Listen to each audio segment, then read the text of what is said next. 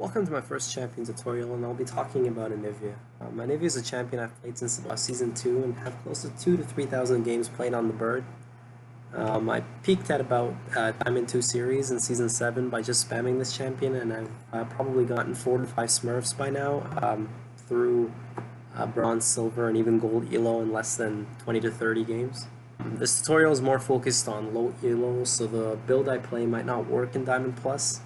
A lot of the tips and tricks though that I show you could apply. And usually on Anivia I run Electrocute, Cheap Shot, Eyeball Collection, and Ravenous Hunter. On the second tree I like Sorcery, so I go Absolute Focus and Scorch.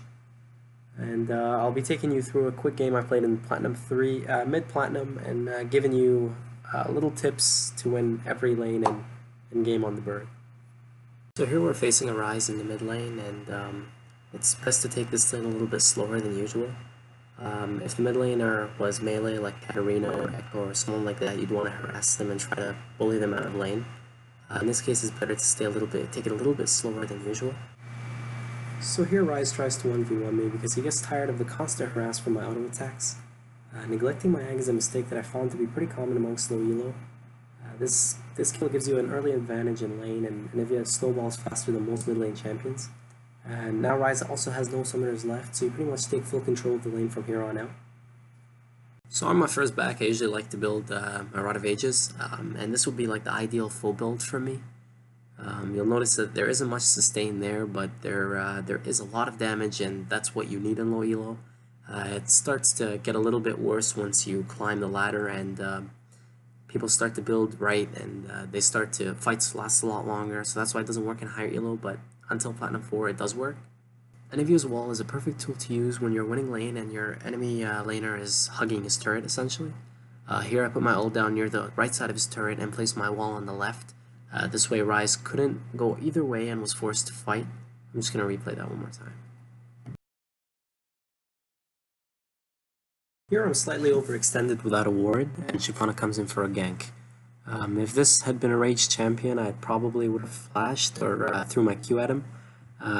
But he's melee, and knowing that he'll try to dive me under turret, I waited for him to get close before I stunned him. First I throw my Q, and then I followed up with a wall just in front of him to pull him closer, and then the turret finishes him off. I was initially going to back until I noticed that my minimum wave was coming closer and Rise wouldn't be able to Q me through them, so I decided to bait him in and gave my jungler a second kill.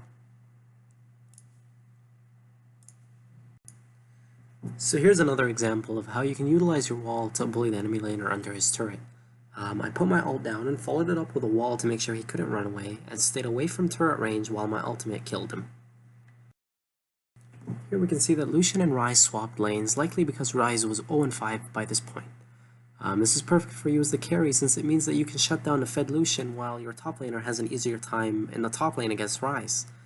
A lot of people would follow the Rise top and continue laning against them, but it doesn't make much sense to, because this is an opportunity for you to shut down 2 lanes all on your own. In this clip I waited on my Q just until Lucian got closer so that he couldn't E away from it. Landing the stun on an AD carry is crucial, as Anivia stands no chance without that quick burst of damage. Instead of using my flash, I decided to throw my Q behind the enemy champion, knowing he would run away from Garen. It's worth noting that your ultimate procs right away when cancelled. This is important when you're in a 1v1 and need that little bit of extra damage. Here I noticed that the Rise was out of position and caught him with my ult and wall combo. Unless he were to flash, there's nothing for him to really do, and we grabbed the kill. Now the enemy team was outnumbered, and we decided to siege the second tier turret. The strength in numbers led the enemy team to retreat, and we got kills on Shyvana and later Maokai.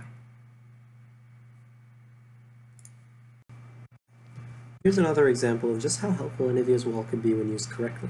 In this case, either Maokai was going to blow a flash or he would appear away from the bush where my Q would kill him. Keep in mind that the enemy gets redirected through the nearest route to his desired location. Therefore, by practice, you can throw your Q before he begins walking in a certain direction. That way, it's harder to dodge. So we're getting ready to end the game, and I notice that 3 of the enemy team champions are clubbed together. This is essentially the dream on Anivia, as her AoE damage hits them all for the same amount of damage. Take a look at how fast all 3 champions die.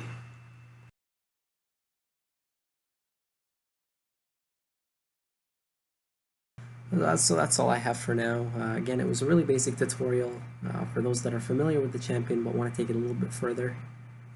Just remember that these will only work in silver, bronze, gold ELO. Some of the tricks will work in higher ELO, but the build is pretty much focused in that ELO category. I'll be making more tips and tricks in the future, and I hope you enjoyed this one.